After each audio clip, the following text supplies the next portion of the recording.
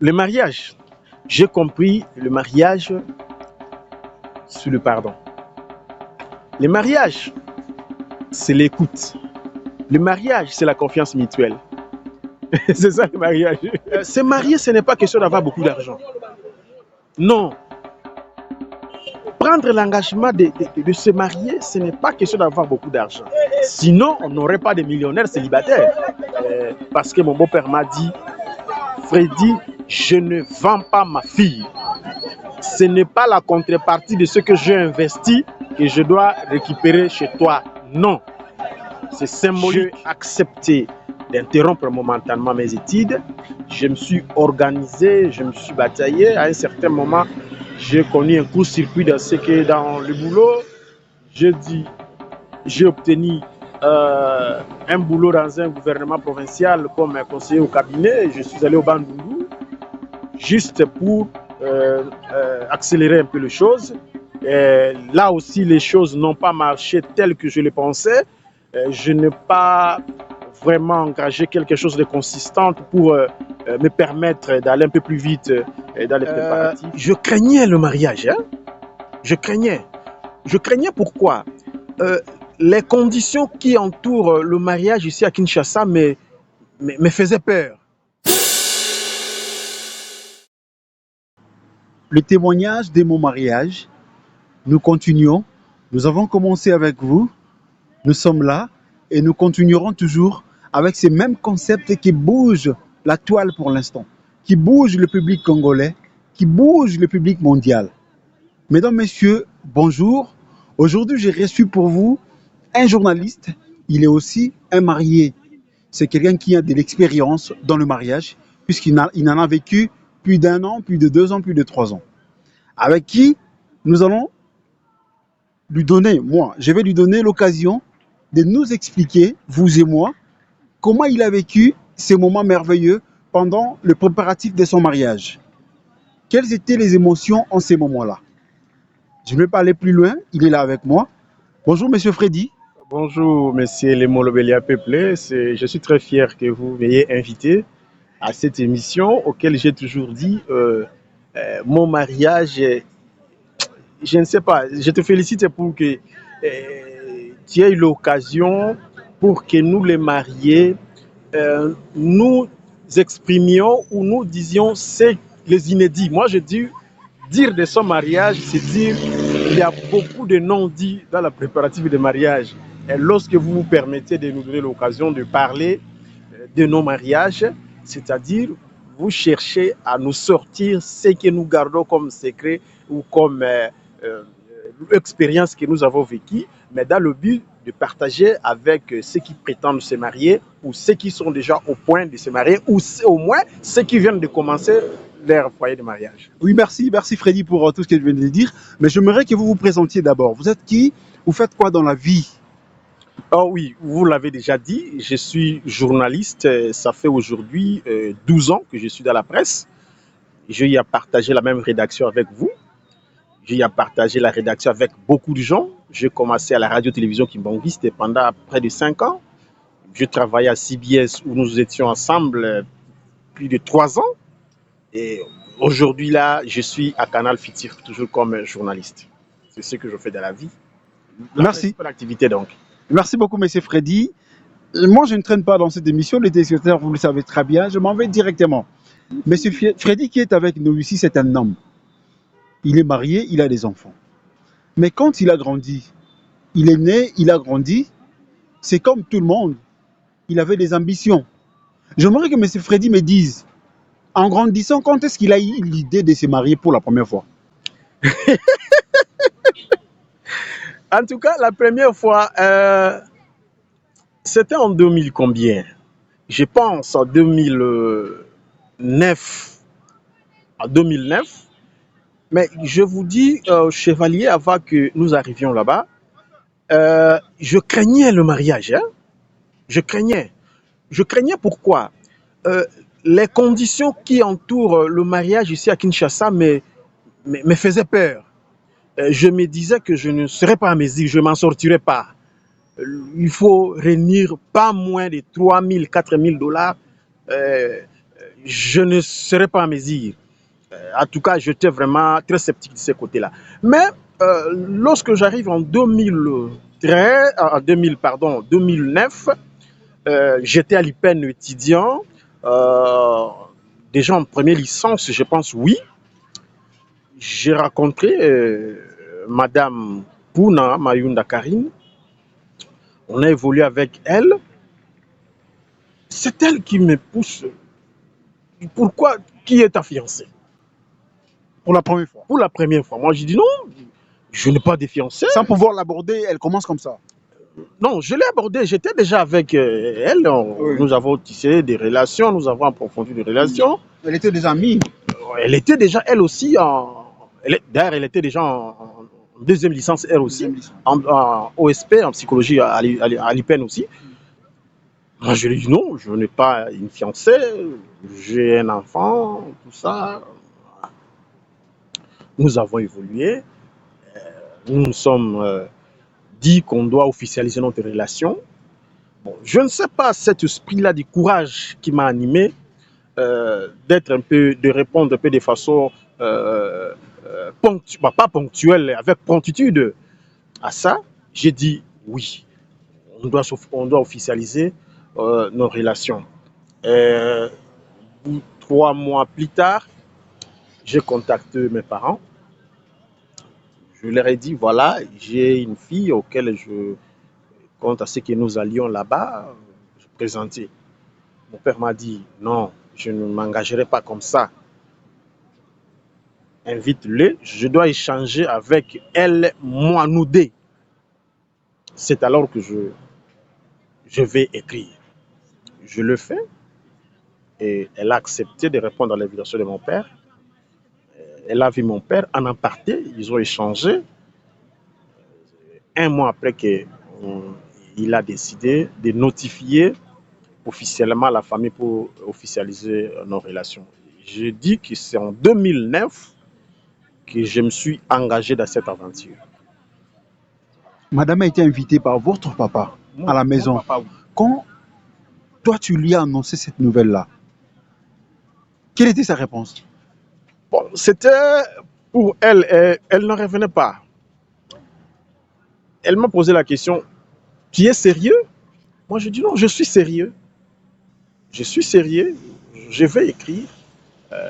Ma famille, mon père a accepté d'écrire à une seule condition, il doit échanger avec toi. Elle a dit bon, ok, faites ça.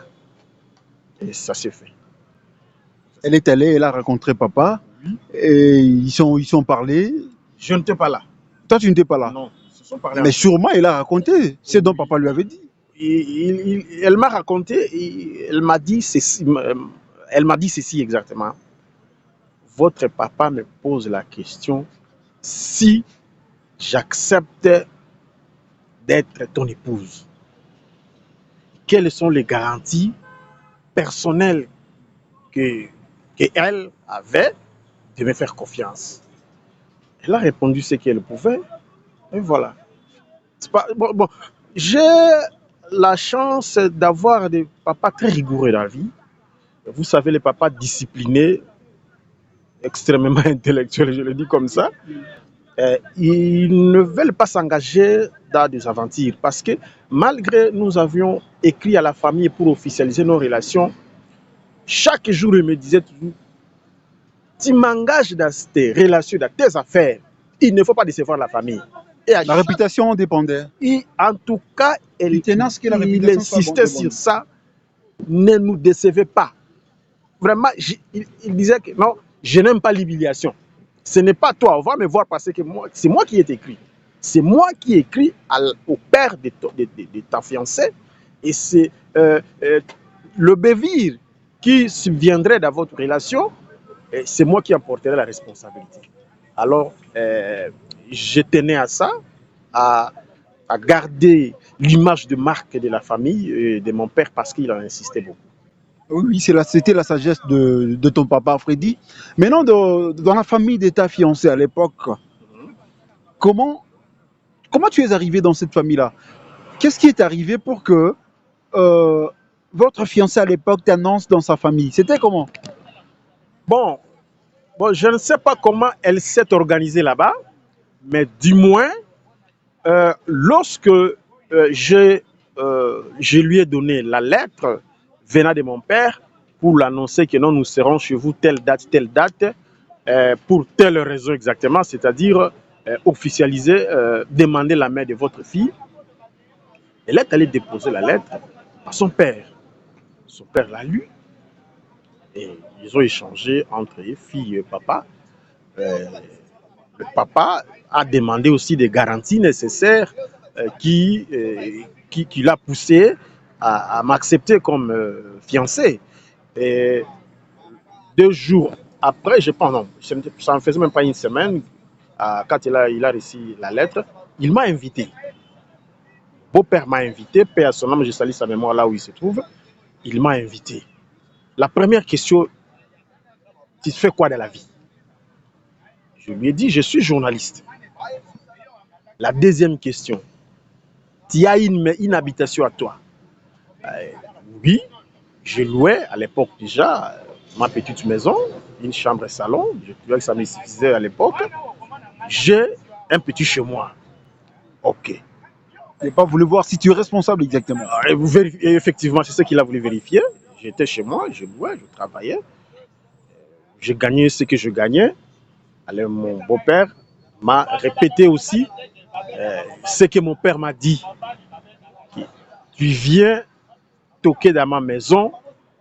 Si c'est pour des aventures, je veux que quand il rentre ici, ne revenez plus. J'ai que ma fille, l'unique fille que j'ai, et l'aînée, et il faut que vous arriviez jusqu'au bout de votre processus. Et moi, je serai là pour vous accompagner. C'est la parole d'honneur que mon beau-père m'a donnée. Et j'ai pris ça à cœur. Et je sentis que j'étais dans les bonnes mains. La rigueur que j'observais chez mon père, je le trouve encore ici et avec, je dirais même, une exagération. Parce que mon beau-père fit un homme extrêmement rigoureux plus que le mien, et avec des principes, en tout cas, pour lui, c'était irrévocable. Je me trouvais quelque peu... Donc, disons, j'étais obligé d'être sérieux. J'étais obligé d'être sérieux et de marcher, et pour l'honneur non seulement de mon père, mais aussi pour le respect que j'ai pour mon beau-père. C'est ça. Et puis en rentrant, sûrement, vous avez eu une liste là. C'était comment? Effectivement, mon père a souhaité à ce que la liste totale ne traîne pas pour que nous engagions au processus. La liste m'a été remise. Je regarde la liste, j'amène chez mon père, ma famille, ils ont apprécié. Je dirais que ce n'était pas de la mer à boire comme on s'imagine ou qu'on s'imaginait ou que l'on observe chez les autres. C'était une liste vraiment abordable et appréciable parce que mon beau-père m'a dit, Freddy, je ne vends pas ma fille.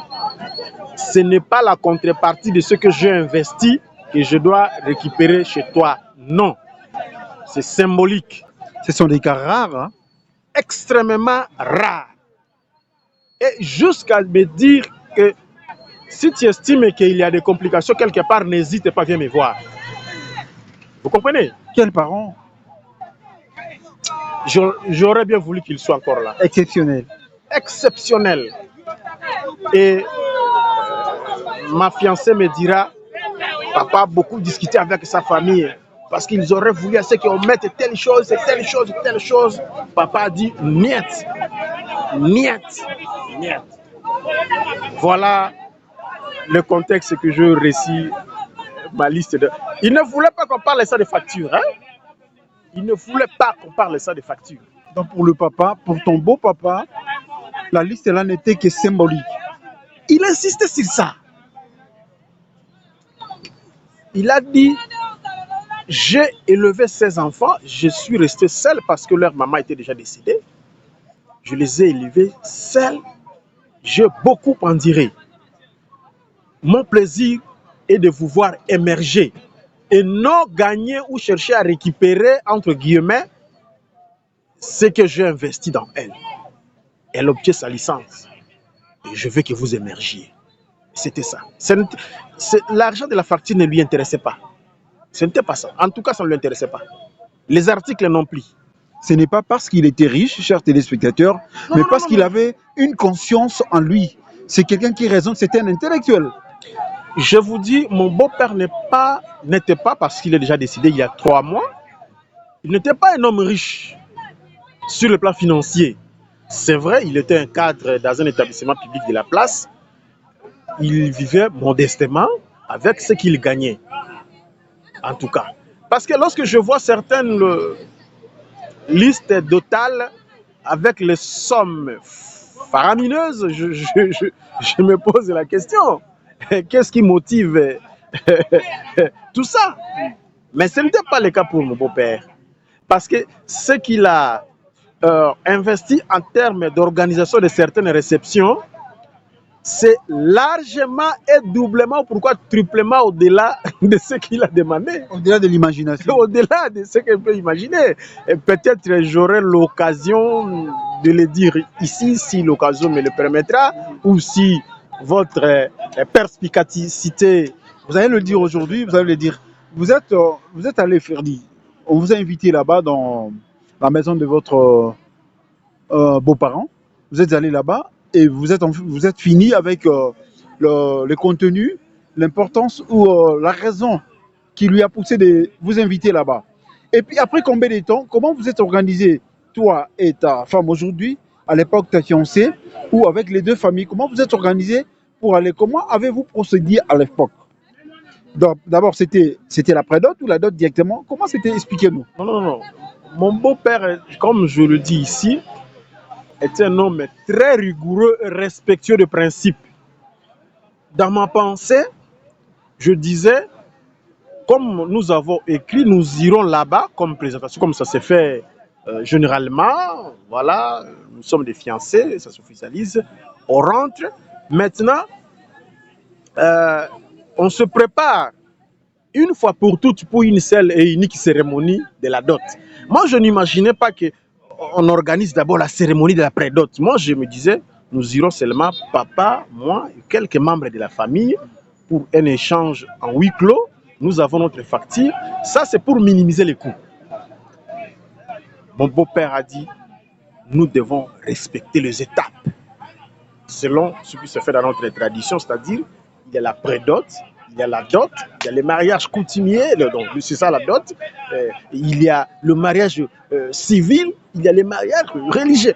Je ne rêvais pas faire tout de suite le mariage religieux avec tout ce qui t'accompagne, comme le dépenses de fête, tout ça. Je n'imaginais pas ça.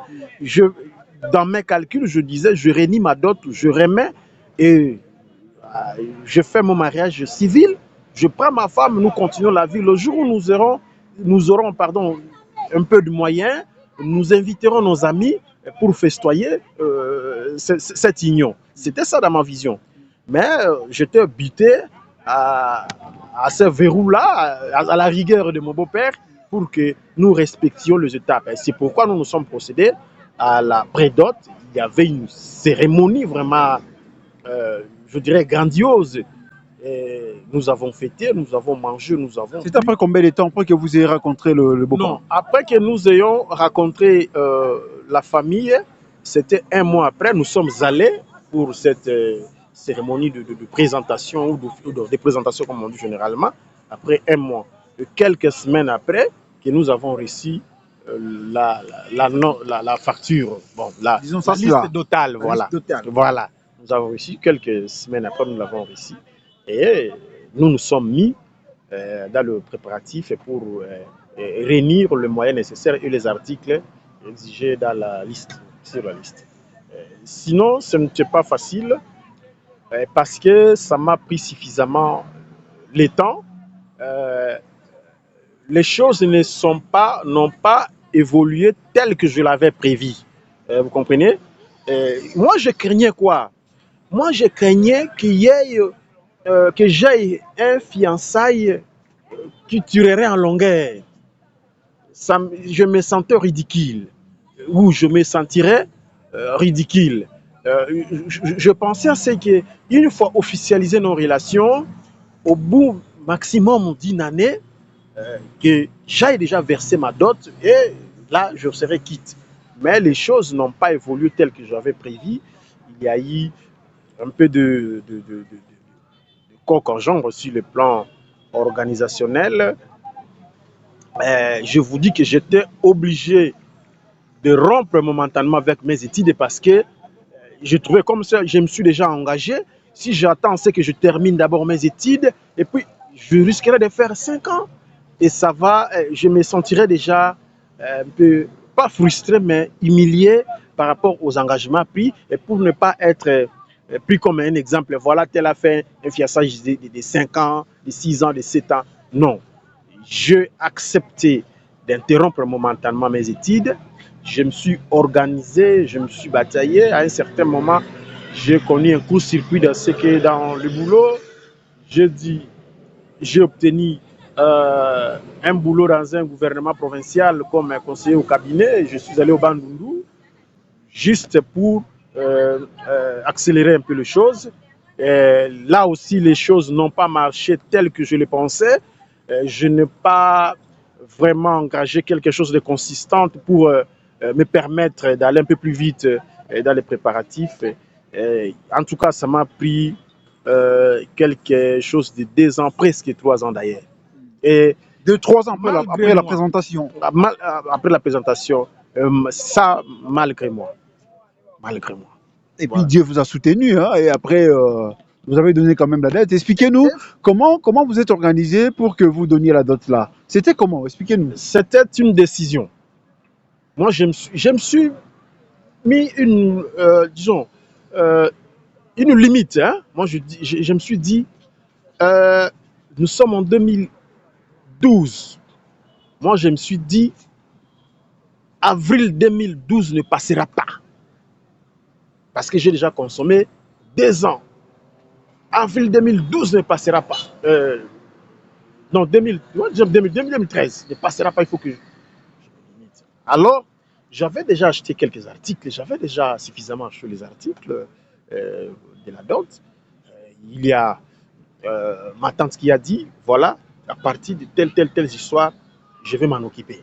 Telle chose, je vais m'en occuper. Moi, je dis, ok, ça m'arrange, je me bats pour autre chose. Je me suis bâti. Comme on dit, les journalistes, ça n'a pas d'argent.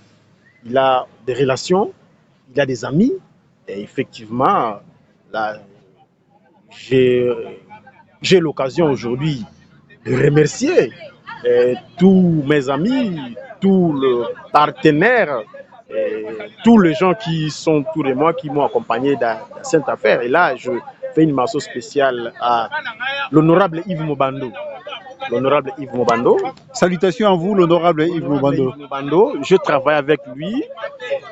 Il m'a dit, Freddy, une fois tu trouves que tu es à quelques pas d'être prêt, informe-moi. Je vais faire ce que je serai à mesure de faire. Et lorsque je suis arrivé à quelques pas, je suis allé le voir. Je lui ai dit non, honorable, j'ai déjà ça. Ok, tu comptes faire ta cérémonie quand? Moi, je dis telle date. Ok, il a pris bonne note et il m'a fait une surprise agréable. Je voudrais mentionner une chose ici, chevalier, avant que je ne poursuive. Se marier, ce n'est pas question d'avoir beaucoup d'argent. Non. Prendre l'engagement de se marier, ce n'est pas question d'avoir beaucoup d'argent. Sinon, on n'aurait pas de millionnaires célibataires. Nous avons de ministres célibataires. Nous avons de pasteurs de renommée célibataires. Nous avons de vos fonctionnaires célibataires. Ce n'est pas l'argent qui les manque, les hommes d'affaires célibataires. Est-ce que c'est l'argent qui les manque pour le mari? Non. Ça dit pour nous jeunes, il suffit de manifester la volonté que non, je vais honorer ma fiancée ou je vais honorer ma chérie qui vit avec moi, je vais l'honorer et tu le feras. Et vous verrez que Dieu va t'ouvrir, va te donner les opportunités, va te donner les opportunités et tu ne vas pas te rendre compte comment tu es parvenu à franchir cette étape. Donc le go du mariage, chers téléspectateurs, ne dépend pas de Dieu, premièrement, mais de vous qui nous suivez. Il suffit seulement d'être déterminé. J'ai suivi les témoignages de mon frère ici. Il a dit, on a pu attendre 2 ans sans rien faire après la présentation. Mais quand il s'est décidé de dire, il a dit, je n'atteindrai pas les 12 avril. Non, le mois d'avril. Je n'atteindrai pas les 12, je n'atteindrai pas le mois d'avril avant que je me marie avec ma femme. Et c'était comme une machine qui s'était produite au niveau de l'univers, au niveau de l'esprit, et tout a marché. C'est exactement ça. Je me suis mis une barre. Ici, je ne vais pas franchir la ligne rouge, comme les autres, les policiers me disent. J'ai tracé une ligne rouge. Moi, je dis, ici, je ne franchirai pas ici. Je me suis battu, bec et ongle. Et surtout que j'avais déjà mes articles, déjà, en tout cas à 60%, j'avais déjà ça. Moi, je me suis dit, en tout cas, tel mois, je dois déjà annoncer. Je le fais, je renoue le maximum. Moi, je me suis dit, bon, maintenant, je vais aller voir mes parents. Je suis allé chez mes parents, je leur ai dit, bon, voilà, j'ai déjà ça. Ok. L'argent, j'ai déjà ça. Il me reste ça. Ok. Bon, la tante m'a dit, de mon côté, il n'y a pas de problème. Ah, ok. Ah, c'est alors que, chevalier, je fais un témoignage. Nous sommes dans le témoignage du mariage. Vous faites votre témoignage de mariage. Il me reste pratiquement 2 semaines. Alors que mon père a déjà écrit à la belle famille que nous viendrons là-bas telle date pour verser la dot. Je n'avais pas encore l'enveloppe complète pour la dot. La boisson, il n'y en avait pas encore, mais j'avais seulement la foi. J'étais recruté à une commission de la Banque mondiale pour sélectionner un expert en communication du CEMRAP, c'est-à-dire la cellule de mise en œuvre de la réforme de l'administration publique. Je travaille dans cette commission-là. J'étais recruté dans cette commission-là. Je travaillais. On ne nous a pas payé notre per diem. On nous donnait juste des transports, tout ça. Et c'était passé plusieurs mois. Bon, vous savez, les procédures administratives avec la Banque mondiale, il y a beaucoup de gymnastique. En tout cas, j'ai oublié. Moi, je sais que bon, on va nous payer. À 2 semaines,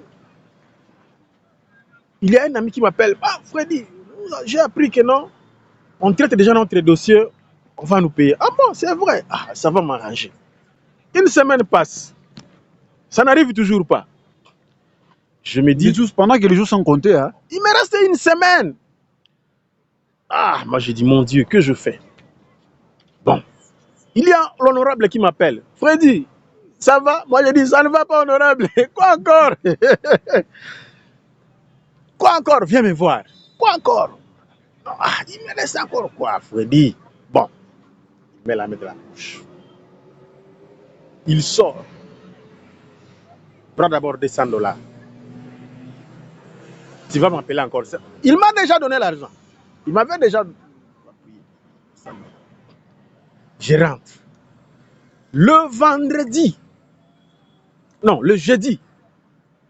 Au moment où nous allons aller chez les Bokilo, les Sandy, c'est le comptable de la CEMRAP qui m'appelle.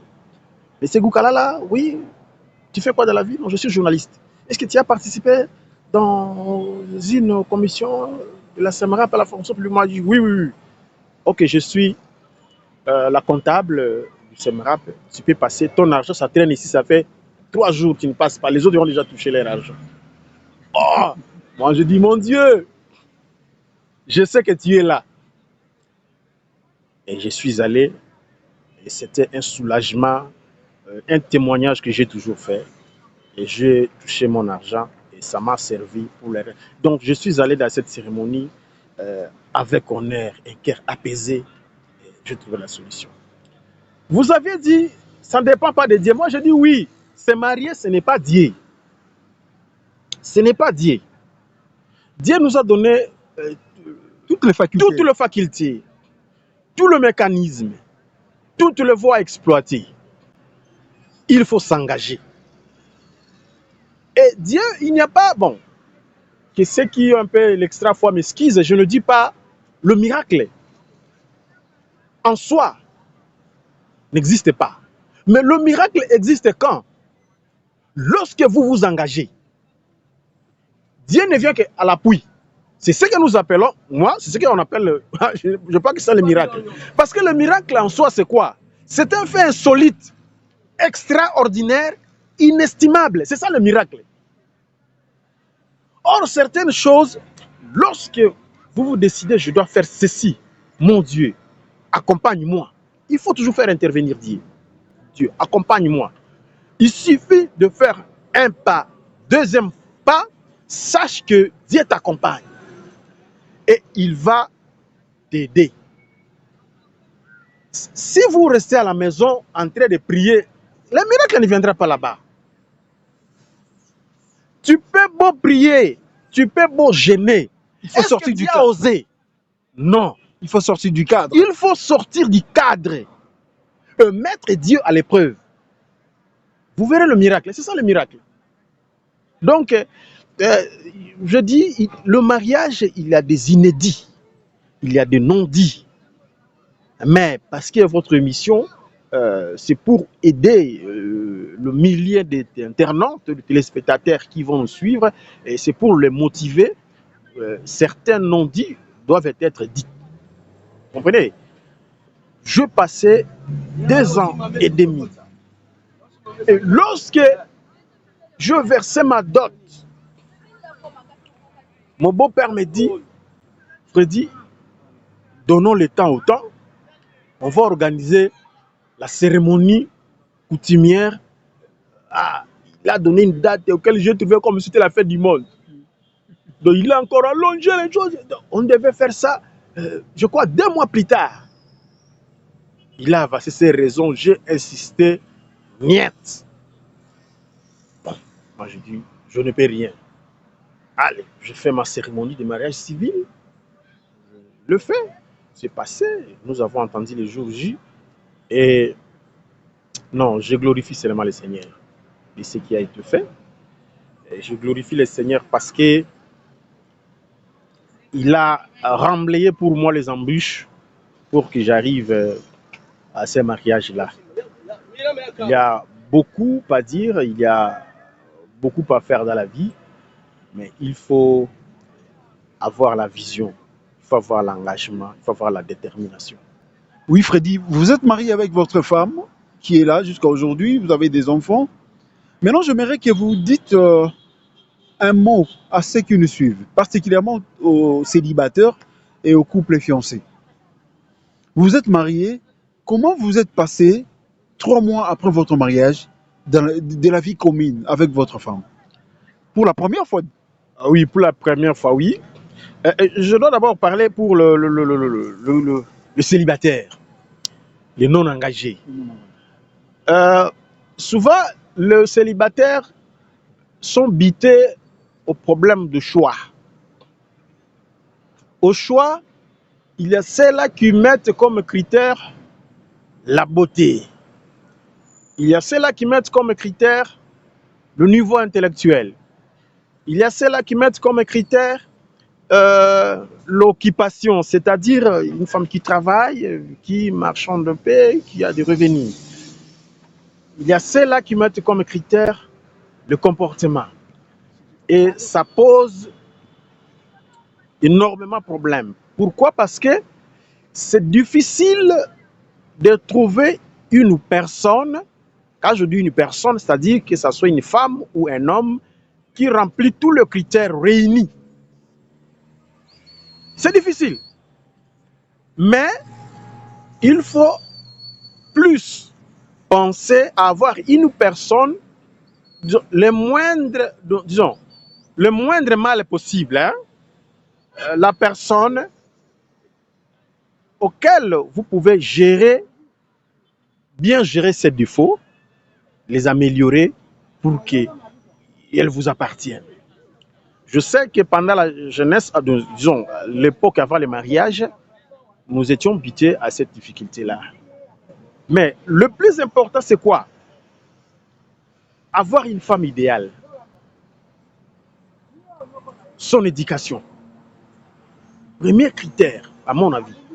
Est-ce que c'est une femme, une fille, issue de quelle famille? Quel est le niveau de la moralité ou de l'éducation de la famille? Comment elle est élevée? Cette femme-là, même si elle n'a pas un niveau d'étude accepté ou souhaité, mais acceptable, tu peux la gérer, tu peux l'encadrer, elle va devenir la femme idéale.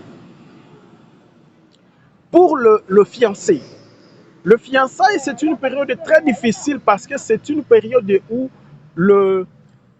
non seulement le diable, mais aussi le fiancé se mettent à l'épreuve. Hein? Des fois, ils se piègent. Des fois, on essaie de jauger le niveau de la confiance de l'un, de l'autre, de l'une ou de l'autre, pour avoir la nette certitude, si je peux me dire ainsi, de gérer le reste de votre vie. Donc, c'est un moment où il faut être un peu trop prudent dans les comportements. Et bien que c'est un moment excellemment, un moment d'hypocrisie.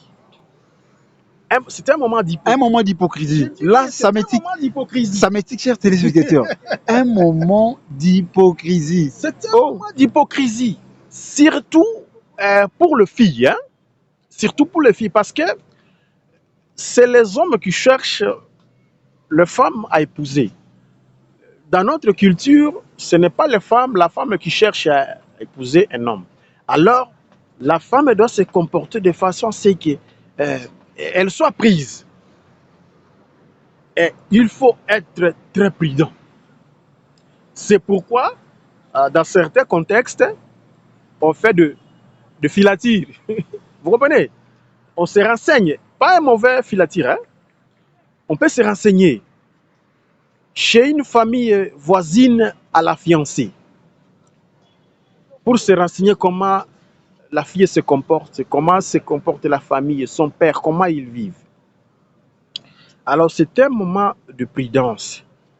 Et surtout, lorsque l'un des partenaires constate que non, quelque chose ça ne va pas, ou peut-être dans le parcours, il y a un renard qui est déjà à côté en train de flatter pour obtenir, ça pose déjà problème. On doit chercher des alibis, des faux fouillants. Là, c'est très dangereux. Alors, le 3 premiers mois de mon mariage, je crois que c'est un moment, je dirais, de gaieté, hein, parce qu'on vient fraîchement de se marier. Vous vivez maintenant sous le même toit avec la personne que tu voyais peut-être 2 ou 3 fois le mois, disons la semaine, ou à des heures précises, à un temps très limité pour nous qui avions de parents très rigoureux. C'est ça. Alors, c'est un moment où vous renforcez le lien, l'intimité. C'est un moment de renforcer l'intimité. C'est pourquoi dans certaines cultures, on dit, lorsque quelqu'un vient de se marier, on doit le laisser le temps, le marié, on doit les laisser le temps qu'il reste entre eux pour se familiariser, pour se découvrir davantage et surtout renforcer cette communion, cette union, les chocs d'idées, c'est aussi un moment où on se donne les orientations dans le foyer. Et moi, je vécu ça, et avec plaisir d'ailleurs, je vécu ça pendant 3 mois, et d'autant plus qu'à tel point que, les voisins nous enviaient. Je me rappelle, il y a une dame qui était ma voisine et qui me disait, en tout cas, Naloula Kabino Makassi. Nalula Kabino Makasi. Et chaque fois, c'était comme ça. Et ça me faisait plaisir. Et une chose vraie que ça fait, c'est depuis 2015, 15 je pense, oui, depuis 2015, en décembre, que je suis marié. Je n'ai pas encore eu euh, discussions avec mon épouse, des discussions, un conflit de nature à nous mettre un peu à l'emprise, non? Il y a des incompréhensions qui arrivent toujours, mais je n'ai pas encore... Vous n'êtes pas encore recouru auprès de vos parrains pour arranger les problèmes, par exemple? Non, pas encore. Mais nous avons une seule fois invité notre marraine pour un conseil, pour un point précis qui nous était arrivé, pas sorti directement de notre foyer, mais certains agrégats exogènes qui ont pu infiltrer le foyer. Et notre marraine est venue nous encadrer. Et c'est bon. On n'a pas encore un conflit. Non, il m'a fait ceci, il ne veut pas faire ceci, on doit faire intervenir tel. Non, on essaye toujours d'arranger s'il y a un différend. On se surpasse. On se comprend et on évolue. Sans quoi on ne vivrait pas. Parce que vivre les deux personnes qui viennent de familles différentes et de comportements différents, il y a quelque chose d'intercession qui vous met ensemble et il y a des éléments aussi qui peuvent créer certains antécédents qu'il faut savoir gérer. C'est très important. Et on essaie de gérer ça dans ce sens-là. Peut-être une dernière question, Freddy. Selon vous, avec votre expérience, c'est quoi le mariage? Le mariage, bon, c'est une question, je dirais, complexe. Hein, Comment vous avez compris le mariage? C'est ça. Le mariage, j'ai compris le mariage sur le pardon. Le mariage, c'est l'écoute. Le mariage, c'est la confiance mutuelle. C'est ça le mariage. Merci. En un mot, hein? Oui. Bah, c'est pourquoi j'ai dit c'est une question complexe que les détails, ce ne sont que les accessoires, à mon avis. Mais dis-moi, le mariage, lorsque vous dialoguez trop, vous bannissez certains éléments qui peuvent être comme les éléments catalyseurs des conflits ou les éléments, le précurseur des conflits, voilà, j'allais dire. Vous éliminez ça dans les dialogues. Même s'il y a des incompréhensions, la compréhension doit primer parce qu'il y a l'amour. De deux, il y a le pardon. Il y a le pardon parce qu'on n'est pas saint, on ne se comporte pas, nous ne sommes pas des dieux, nous ne sommes pas des extra, disons, des anges. Nous nous comportons très mal parce que nous sommes des humains, nous avons les faiblesses liées à la faculté ou à l'espèce humaine et ça nous accompagne toujours. Alors, il faut savoir pardonner, il faut savoir surtout minimiser certaines choses au nom de la paix. Voilà. C'est ça le mariage. Le reste, je ne sais pas si on peut le catégoriser comment, mais dis-moi, c'est les éléments principaux qui soutiennent le mariage, c'est ça. Le dialogue, le pardon, et au nom de l'amour, et même s'il y a une faute de quelle nature, au nom de l'amour, on pardonne et ça passe. Merci beaucoup, Freddy Goukalala. C'est lui notre invité d'aujourd'hui. Chers amis téléspectateurs de partout à travers le monde, vous nous avez suivis attentivement. Vous avez écouté le témoignage de mon frère Freddy Goukalala. Il a exprimé tout ce qu'il avait dans son cœur, tout ce qu'il a vécu pendant la période de préparatifs de son mariage. Vous l'avez écouté. Nous sommes arrivés à la fin de cette émission. Nous sommes sur YouTube, chers téléspectateurs. Je vous demande de liker la vidéo, aimer la vidéo, de vous abonner massivement, d'activer les cloches de notification et surtout de partager la vidéo. Ne gardez pas cette information auprès de vous-même. Racontez ça aussi auprès des autres. C'est très important pour la vie, pour le bien-être plutôt de la communauté mondiale. Que le Seigneur vous bénisse. Ciao.